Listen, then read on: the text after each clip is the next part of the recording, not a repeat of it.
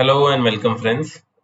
Market बहुत dicey है and जिस जगह पे मार्केट ट्रेड कर रहा है उसमें कोई फॉलो थ्रू बाइंग नहीं आ रहा है एंड बिकॉज ऑफ विच आज का मार्केट में कुछ मेजर कुछ ट्रेड था भी नहीं। जो ट्रेड था उसका ट्रेलिंग स्टॉप लॉस हिट होने के बाद सेकेंड हाफ में कुछ ट्रेड इनिशिएशन भी नहीं हुआ। तो more of a break even कम माइनर लॉस के साथ में क्लोज कर दिया। तो ये तरीके से मार्केट जो हम लोग सोचे थे एक्सक्लूसिव मूव आएगा एंड जिस तरीका से मार्केट मोमेंटम मॉर्निंग आवर्स में था, आई थॉट कि मार्केट फिर कैरी आउट मोमेंटम हो सकता है एंड एटलीस्ट 47,000 तक तो जाना चाहिए था। एंड ट्रिगर भी लगा के रखा था कि एटलीस्ट इसके ऊपर और जाता है तो then we can initiate further long position because ये मल्टीपल रेजिस्टेंस ऑलरेडी टेस्ट हो चुका है। And once we get a breakout from this तो मार्केट रुकने वाला नहीं है, मार्केट और फियर्सली ऊपर की तरफ मूव कर सकता है। एंड अगर कल गैप अप ओपन होता है रफली अराउंड 46,900 के करीब या 950 के करीब, तो फिर मार्केट एक अच्छा खासा रैली कर सकता है, एटलीस्ट 300-400 पॉइंट्स का रैली कर सकता है। तो इसीलिए कल का ओपनिंग क्रूशियल है एंड ये जो रेजिस्टेंस है ये रेजिस्टेंस अब इतना ज्यादा कारगर नहीं है, ये इतना वेटेज नहीं रखता है। वंस वी क्रॉस दिस तो एक अच्छा मोमेंटम पिकअप कर सकते हैं, एटलीस्ट टिल 47,400 500 तक मार्केट रैली कर सकता है। तो कल का ओपनिंग के हिसाब से हम लोग देखेंगे कुछ बैंक निफ्टी में फ्यूचर्स में लॉन्ग क्रिएट करेंगे या नहीं तो मंथली लॉन्ग कॉल ले सकते हैं। एंड कल निफ्टी का एक्सपायरी भी है और मार्च महीने का भी पूरा क्लोजिंग है, ईयरली क्लोजिंग भी है। तो there are certain things which we need to be very careful. फिर जो फर्स्ट हाफ रहेगा अगर मार्केट साइडवेज रहता है देन हीरो जीरो कॉल होने के चांसेस बहुत ज्यादा है। एंड मंथली एक्सपायरी में यूजुअली सेकेंड हाफ में आफ्टर 132 ओ क्लॉक एक अच्छा खासा एक्सक्लूसिव मूव आ सकता है। तो बी प्रिपेयर्ड, मार्केट में कभी भी मोमेंटम निकल सकता है ऊपर की तरफ में या नीचे की तरफ में, वी डोंट नो। बट जिस तरीका से मार्केट का स्ट्रक्चर बन रहा है चांसेस है कि मार्केट और ऊपर की तरफ जाए। तो अगर आपके पास कोई पोजीशंस है तो इट्स बेटर दैट आप है ना कंजर्वेटिवली ट्रेड करिए कल एक दिन के लिए। आपका ईयर भी क्लोज हो रहा है, कुछ अच्छे प्रॉफिट्स अगर बन जाते हैं तो ठीक है, बट मेजर लॉसेस नहीं होना चाहिए। एंड जो मार्केट स्ट्रक्चर के हिसाब से अगर कल गैप अप ओपन होकर सस्टेन कर जाता है देन एक अच्छा रैली भी आ सकता है, एटलीस्ट निफ्टी में 200-250 पॉइंट तक का भी रैली आ सकता है। तो लेट्स सी कल का मार्केट किस तरीके से पैन आउट होता है।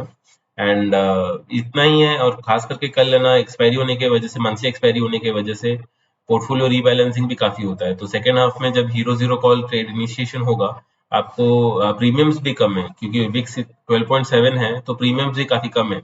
तो आप सेकेंड हाफ में अच्छा एक लॉन्ग स्ट्रैडल ओपन करके आप उसको एनकैश कर सकते हैं। तो देखते हैं कल किस तरीके से मार्केट पैन आउट होता है। And there are certain stocks जिसमें मैं पोजीशंस ओपन किया हूँ। One is NMDC. एनएमडीसी में शॉर्ट ट्रेड ओपन हुआ है, रफली 202 के लेवल्स पे मैं शॉर्ट ट्रेड इनिशिएट किया था and it is going good. अगर ये सेकेंड लेग का शुरुआत है तो then I am expecting at least this low to break, तो 190 के नीचे उतरना चाहिए।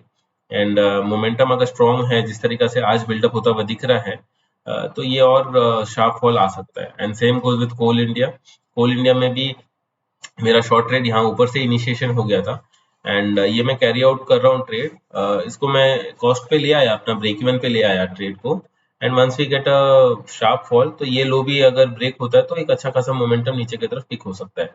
तो मेरा टारगेट तो काफी बड़ा है, 388 का है, बट लेट्स सी मार्केट में अगर ये मोमेंटम फेड ऑफ होकर वापस से रिवर्स होता हुआ दिखेगा देन विल सी उस टाइम पे किस तरीके से एग्जिट करना है। एंड एसबीआई में भी शॉर्ट ट्रेड इनिशिएट हुआ है, दिस मोमेंटम हैज बिन ये कंटिन्यू होने का चांसेस है।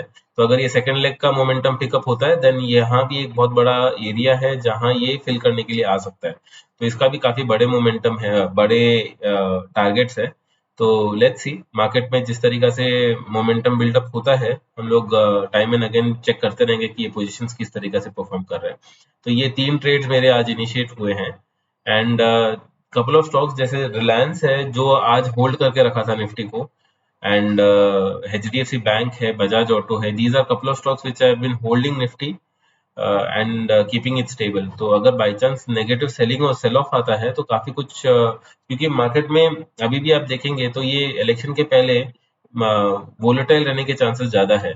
एंड इंडिया विक्स इतना लो रह रहा है ये बहुत ताज्जुब की बात है। तो चांसेस है कि मार्केट में ये विक्स बढ़ना शुरू हो जाए एंड मार्केट में दोनों तरफ अच्छे खासे स्विंग देना शुरू हो जाए। तो अगर वैसे स्विंग आना शुरू हो गया then it's a very good time, it's a paradise for option buyer, even for option seller as well. तो डायरेक्शनली अगर आपको मोमेंटम मिलता है देन ही तभी अच्छा पैसा बनता है। तो खास करके मैं ये बताना चाह रहा था कि लो विक्स में लो मोमेंटम में मार्केट में आपको चॉपीनेस रहेगा ही रहेगा।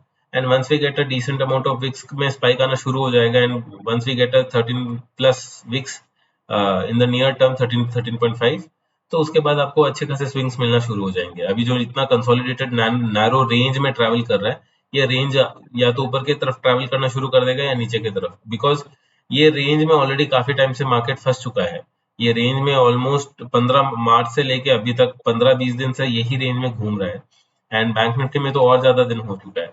तो ये रेंज कभी ना कभी तोड़ेगा, और जब तोड़ेगा, जब काफी फियर्स मोमेंटम आ सकता है। तो एक चीज, हाँ, निफ्टी में काफी बुलिशनेस है when compare to bank Nifty. तो अगर निफ्टी ऊपर मूव करना शुरू कर दे तो बैंक निफ्टी में भी हम लोग एक्सपेक्ट कर सकते हैं कि ब्रेकआउट होकर ऊपर की तरफ जाए। तो लेट्स सी, कल का ओपनिंग क्रूशियल रहेगा। एंड स्टॉक्स में भी जो जो डेवलपमेंट हो रहा है, जो स्टॉक्स में ट्रेड ले रहा हूँ, वो मैं आपको रेगुलरली अपडेट करते रहूंगा, और जो ट्रेड ऑलरेडी लिया हुआ है उसमें भी मेरा क्या चल रहा है पोजीशन, वो भी मैं बताते रहूंगा। That's it for today, thank you for joining.